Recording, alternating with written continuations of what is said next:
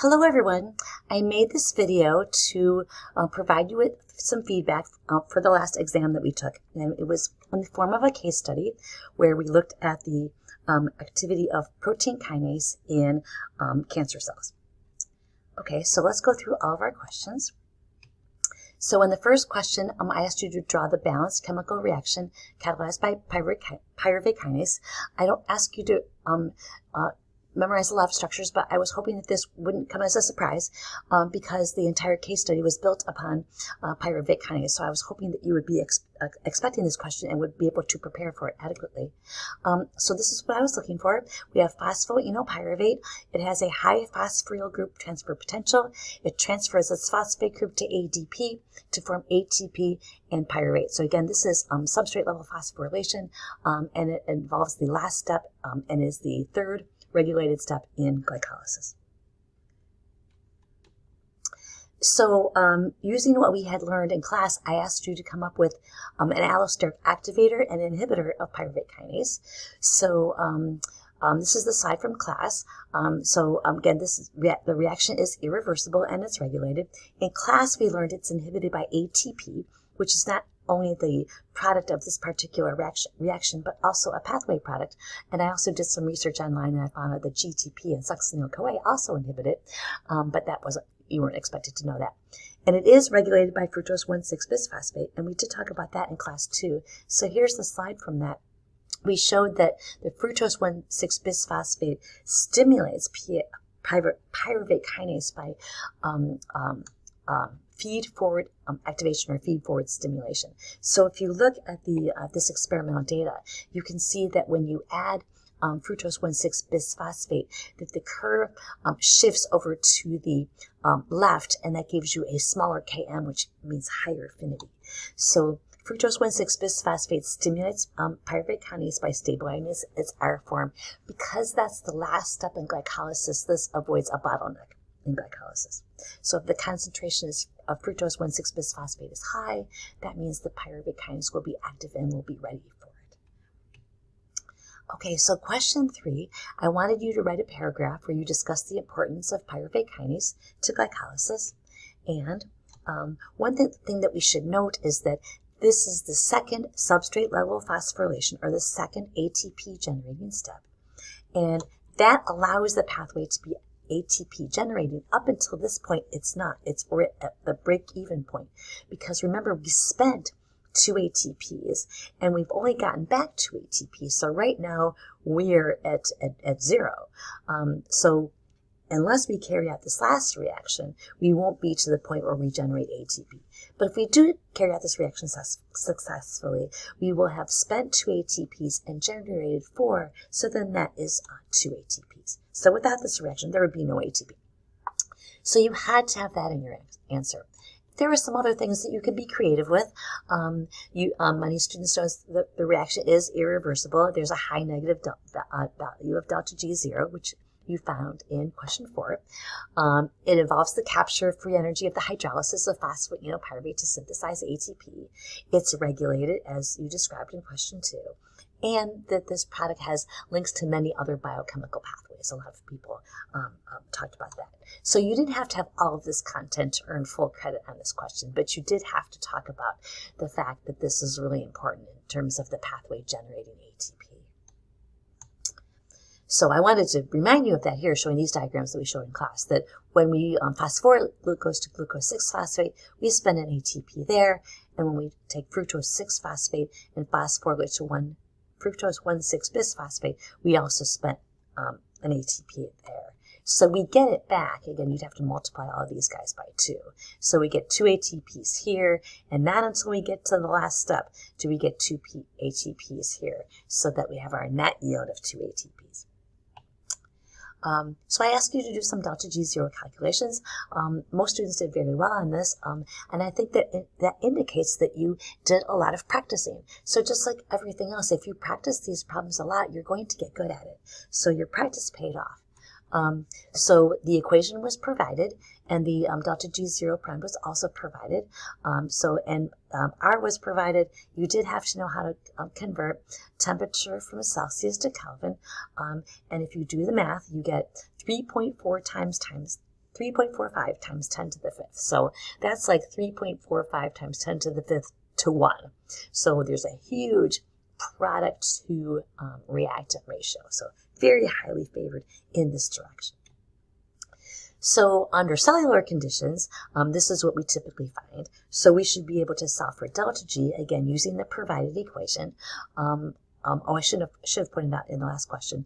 R is typically reported in joules per kmol. I converted it to kilojoules so that I could add this to my delta G, 0 prime, which is in kilojoules.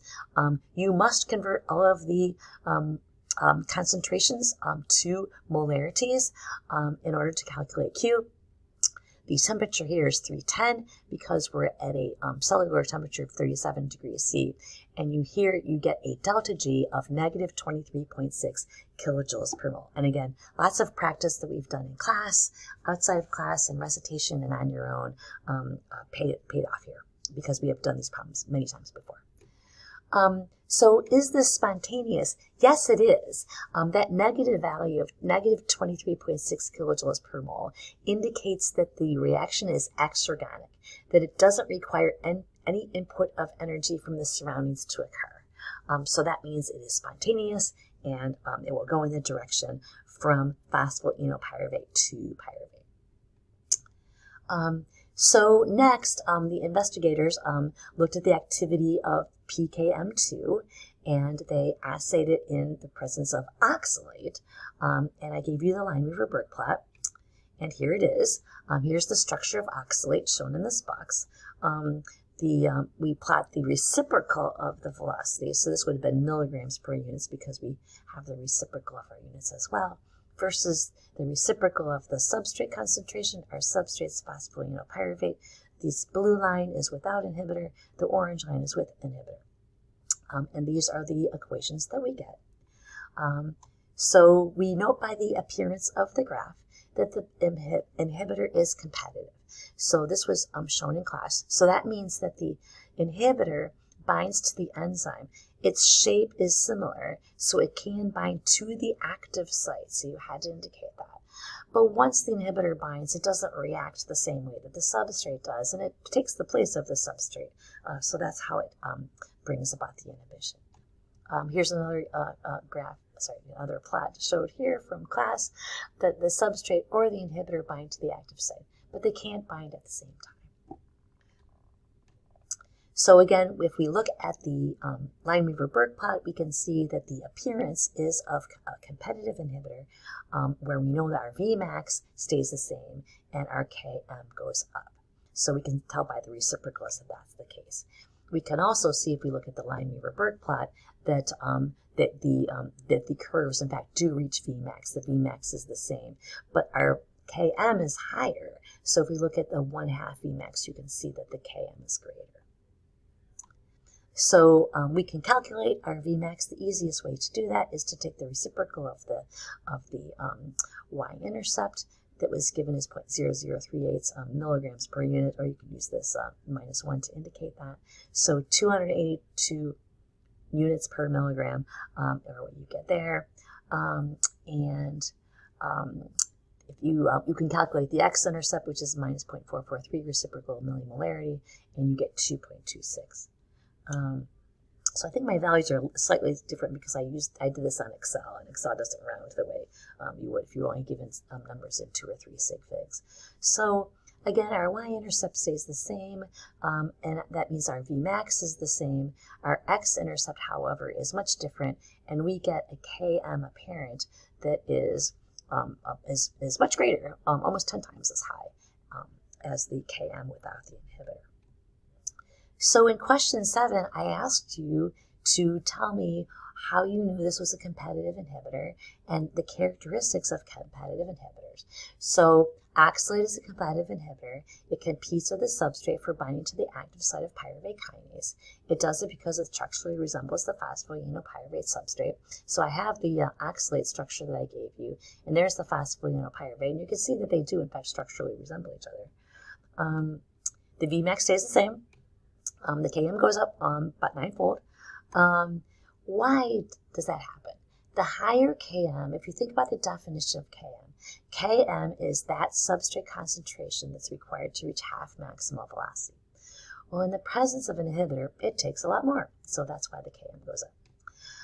But you can overcome the inhibition at high concentrations of the substrate because under these conditions, if the inhibitor concentration is the same, then the substrate will beat out the inhibitor and it will win the competition and you will be able to achieve Vmax, but only at really high substrate concentrations. So now we have to solve for Ki. I should have probably not told you that. I probably should have told you which K you had to solve for. But in class, we learned that Ki is defined as that constant that indicates the affinity of the inhibitor for the free enzyme. And since this inhibitor doesn't bind to the enzyme substrate complex because the substrate and the inhibitor both bind to the active site, Ki prime is undefined. So we should also note that the lower the Ki, the greater the affinity of the inhibitor for the enzyme.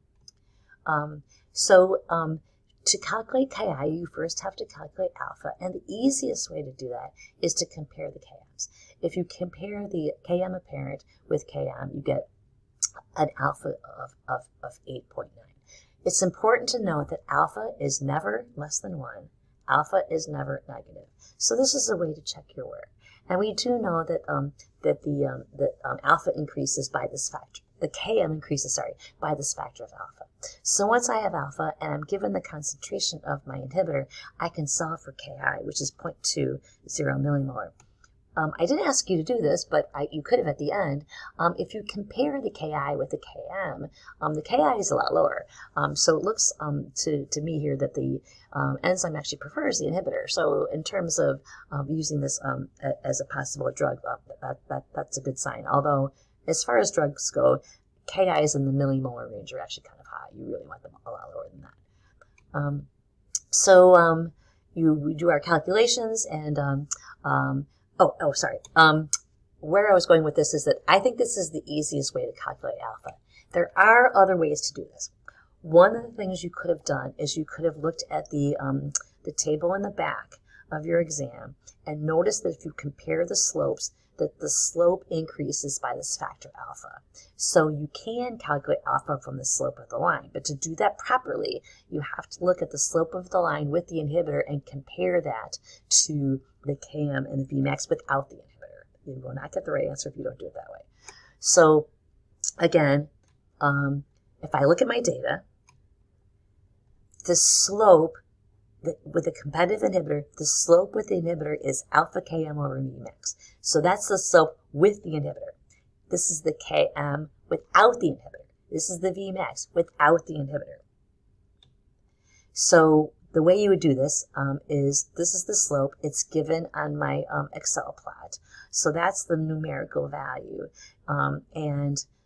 This is delta y over delta x. So it's complicated, but that's where the units are. So these are the units on the y-axis. Those are the units on the x-axis. Okay, so that's equal to alpha times Km. Again, this is Km without the inhibitor. If you put 20.1 in here, you will get 1 as your alpha because you've already incorporated alpha into this, and that's not what we want to do. And then we use Vmax without the inhibitor. All here, it doesn't matter because they're the same. And if you do that, you get 8.9 as your alpha. Again, if you put 20.1 in here, you would have calculated alpha is equal to 1. And then that's because the alpha is incorporated into this number. So that's the right way to do it. And it's a harder way to do it, but it does work if you do it properly. Okay, so the next question, I asked you to look at some data from the paper. So this is data directly taken from the paper, and this is a different paper. I read several papers to prepare for this case study. So this is PKM2, and the group had a number of inhibitors, and I just picked this one. So this is inhibitor 3, and they looked at different concentrations of inhibitor 3, and then they tested it with the different isoforms. So what you should do to answer this question is first look at panel A and report what you see. So we can see that inhibitor 3 inhibits PKM2 nearly completely when the concentration is high enough. So this is on a log scale. So we have 100% of activity when the inhibitor concentration is 0.1 micromole. But when you get pretty close to 1,000 micromoles, then you get pretty close to 0. So you should have known that. You should have been quantitative. In the next panel, what we do, okay, I didn't mean to do that, sorry. Here we are. We see that the investigators have shown us different isoforms of pyruvate kinase, and here they just picked 50 micromolar. And I tried to find it in this graph. I probably didn't do this right. This is a log scale. That means it's hard to try to find 50 micromolar. But if I'm close to being right here, then if the point for 50 micromolar, say, is around here because we're on our way down, then that gives us maybe about 70% of enzyme activity, and that correlates with what I see here. So at 50 micromolar, so now we're holding the concentration of the inhibitor constant, we do see the PKM2 is inhibited by about 30%. PKM1 is not inhibited at all. Great, but this is a problem. The pyruvate kinase that we mainly find in the liver is inhibited, and it's inhibited to a greater extent. So they did develop an inhibitor that inhibits the PKM2 and not PKM1. Good, but it inhibits PKL as well. So that means if you were to use this as a drug, then you'd have some pretty serious side effects. If you think about the liver's central role in metabolism, everything we've talked about in Chapter 12 and Chapter 13 about the liver's role in central role in metabolism and its role in regulating blood glucose levels, that could lead to side effects. So this is a good proof of concept, but it's not a good drug candidate, unfortunately. So just again to remind you, so M2 is expressed in cancer cells, but other cells too. And again, in the liver, we have the PKL, and this was affected as well. Some students felt like they were expecting the PKM1 not to be inhibited because it's not regulated and it's constitutively expressed. There's not necessarily a relationship between that. Just because physiologically the PKM1 isn't responsive doesn't mean that I couldn't, if I'm a clever organic chemist, come up with some inhibitor 1 that could inhibit it. So those are not necessarily correlated. Okay, so the next thing is, why does the glycolytic pathway not stop at pyruvate? We are talking about this reaction, so we're talking about lots of different aspects of this, the importance of this reaction. So we don't stop at pyruvate because we have to regenerate NAD+. So in glycolysis, NAD+ is used as a reactant and NADH is a product. And somehow we have to regenerate that NAD+. We can do it in different ways with different organisms. Probably shouldn't have brought up alcohol fermentation. That happens in microbes, and that's not the focus of our case study. But pyruvate is converted to lactate and homolactic fermentation. So this reaction uses the NADH produced in glycolysis, regenerates the NAD+, so glycolysis can continue. But if you do go on to the citric acid cycle and oxidative phosphorylation, NAD+ is regenerated here too. So no matter which pathway you go through, whether you have oxygen or you don't, you have to regenerate the NAD+. So just to remind you, this is the reaction. It uses this. This is glyceraldehyde 3-phosphate. The glyceraldehyde 3-phosphate dehydrogenase reaction needs NAD+. So if you run out of NAD+, then that reaction is not going to take place. Okay. Whereas if you take the pyruvate and convert it to lactate, then you can see what happens is we reduce the lactate, and we have protons and electrons from NADH that are donated to lactate, and now we've regenerated our NAD+. So NAD+ is regenerated. So we take the NAD+ that was used in glycolysis, NADH is produced, the pyruvate to lactate, the LDH reaction uses that NADH and reproduces the NADH. And in fact, if you, we saw this on Journey of Metabolites, so I won't play that now, but we did that in our preparation for our exam. If you were to take the 10 reactions of glycolysis and add the 11th reaction to lactate, you notice that NAD+ and NAD don't even appear because they have been canceled out. Okay, so why is it that cancer cells carry out glycolysis at such a high rate? Well, in Chapter 13, we also talked about this in Chapter 12, if we incompletely oxidize, glucose to lactate, we don't release a whole lot of free energy. We will talk about this some more when we come back to school. But if you completely oxidize glucose to CO2 and water, you get a lot more free energy. So that means in addition to the 4 ATPs you get from substrate level phosphorylation, you get 28 ATPs on top of that for a total of about 32 in oxidative phosphorylation. So it's a lot slower, and you do need oxygen, and you do regenerate NAD+, I promise. So what that means then for the cancer cells, since they do carry out glycolysis at a greater rate, paradoxically, even if oxygen is available, they tend to be hypoxic, but that's not like there's no oxygen at all. There is oxygen available. If anaerobic fermentation, and that's the right phrase, generates only 2 ATPs, whereas aerobic respiration gives you 30 to 32 ATPs, you get somewhere between 15 and 16 times more glucose. You need 15 to 16 times more glucose to get the same amount of ATP if you're solely doing anaerobic fermentation than if you have oxygen available. So you have to use a lot more glucose just to maintain the needs of the cell. But cancer cells use glycolysis at a much higher rate, so they just are really big glucose hogs. So cancer cells carry out glycolysis at a greater rate. They consume 15 to 16 times more glucose, and probably more than that. And again, in the background it says glycolysis is inefficient. That's not particularly informative. So I wanted you to be able to make this more quantitative argument. So why is that? Well, when you carry out glycolysis, this figure shows all of the different ways you can siphon off all of these intermediates to have amino acids where you can make proteins, and glycerol 3-phosphates where you can make lipids, and again, glycogen's not relevant here. The pentose phosphate pathway that gives you nucleotides, and NADPH for lipids too. So for aerobic respiration, if you're going through glycolysis and you're going on to the citric acid cycle and electron transport, you don't have nearly the number of biosynthetic intermediates. So that doesn't help the cancer cell. It needs the biosynthetic intermediates, and it needs the ATP because the biosynthetic reactions would be endergonic without it. Okay, so I gave you the reaction mechanism, so I wanted you to describe what happens. So what I wanted to remind you is whenever you are given a question about an enzyme, these are the phrases that have to come into your mind because all enzymes do this. Enzymes decrease the activation energy.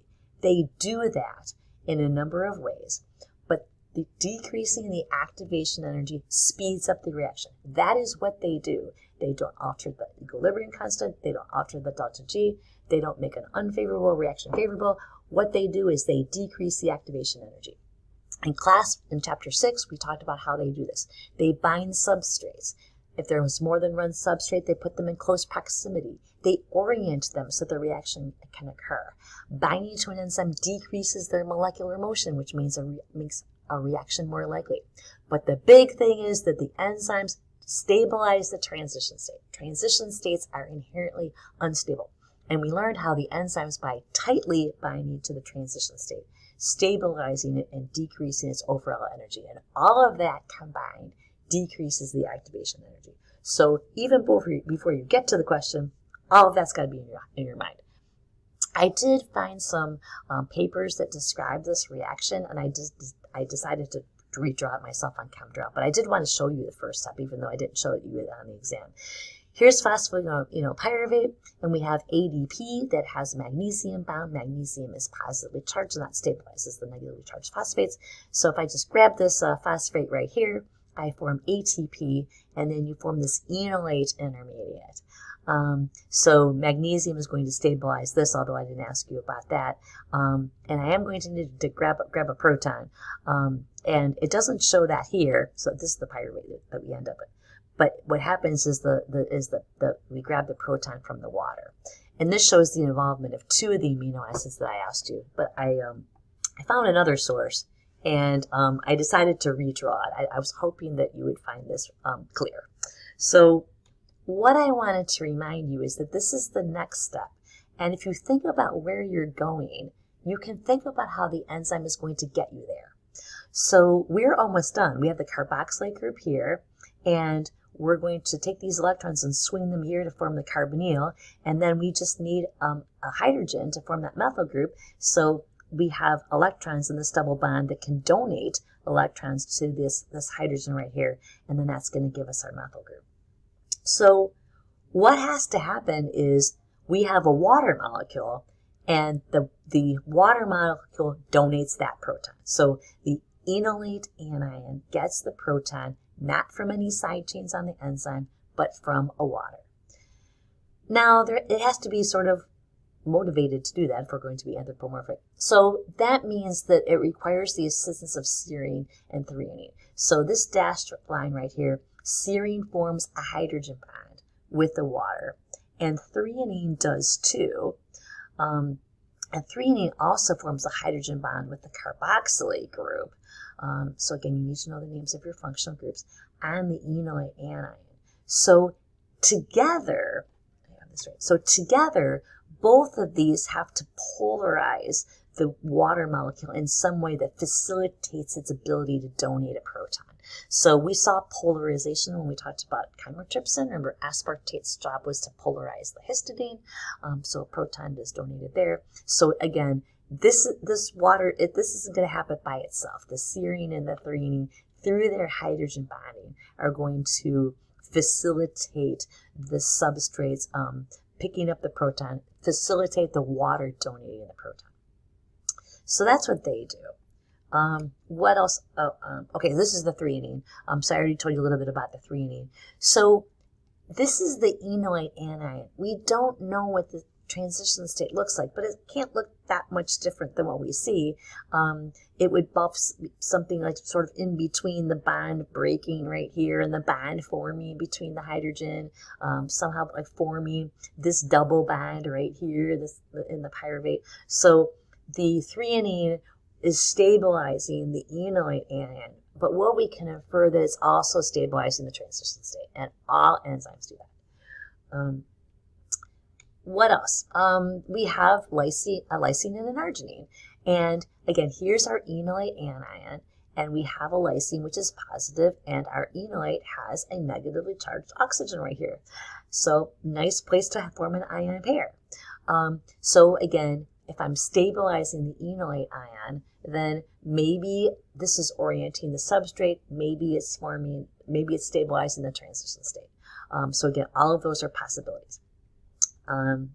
Same thing with the arginine. The carboxylate group right here is negatively charged, and there's the side chain of the arginine. Again, great place for an ion pair. Might stabilize the transition state, might again help orient, because this substrate has to be oriented properly. The water has to be oriented properly. So probably the C and the 3 do that too. But these two things aren't going to react unless they can find each other. So all of these side chains are also going to help orient the substrates properly.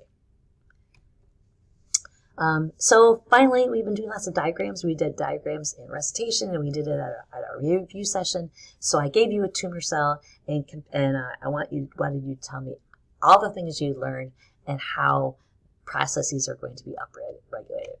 So here's my diagram that I drew on ChemDraw. So I'll just walk you through it to show you the elements I was looking for.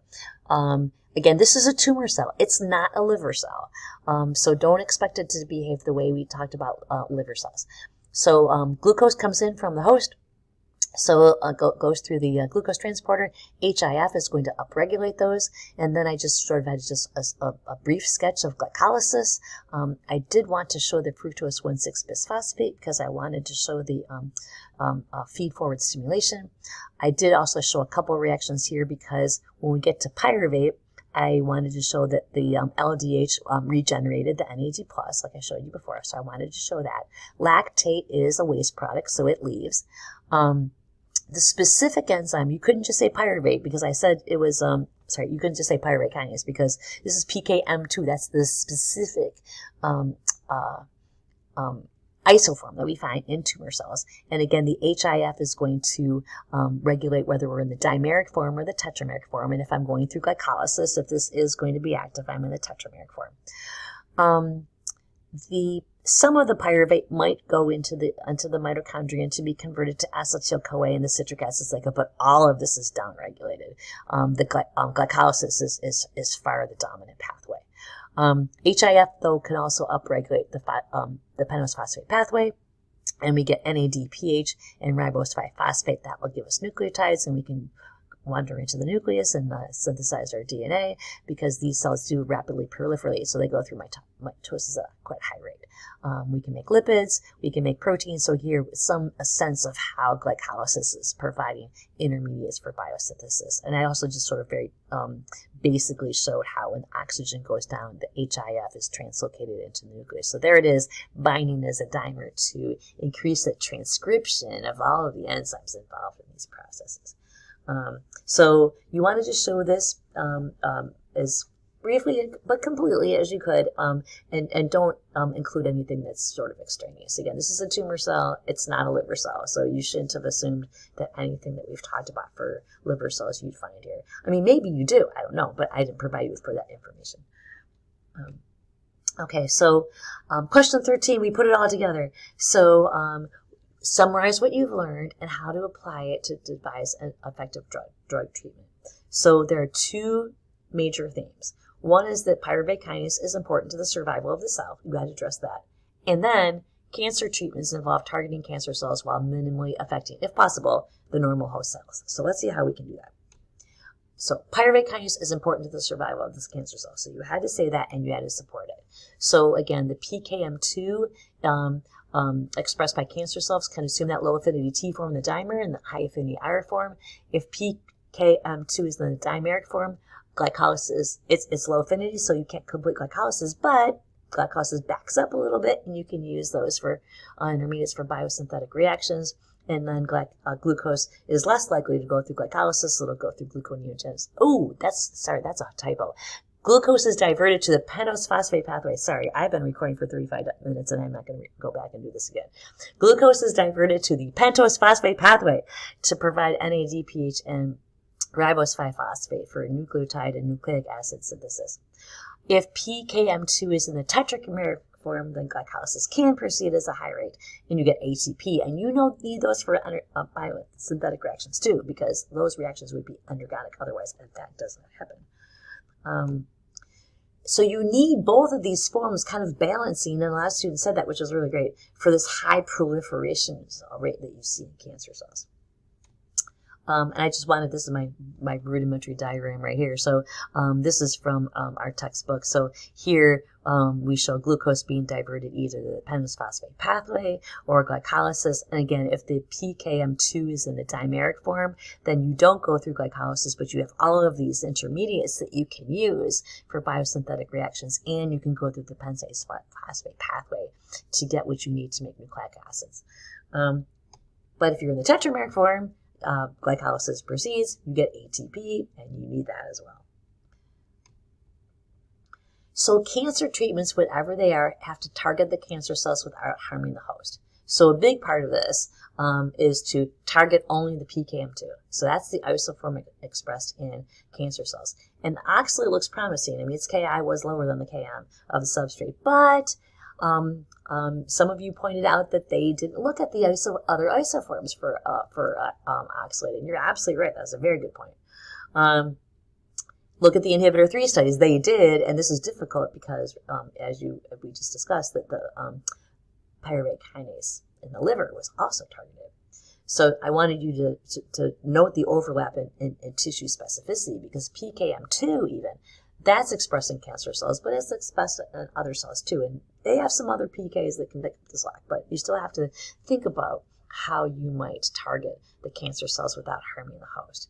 So maybe what we could do, again, if we're using all of this information in our case study to help us out, we know something about maybe what the transition state looks like in question 11. Maybe we could design a competitive inhibitor that looks like the transition state.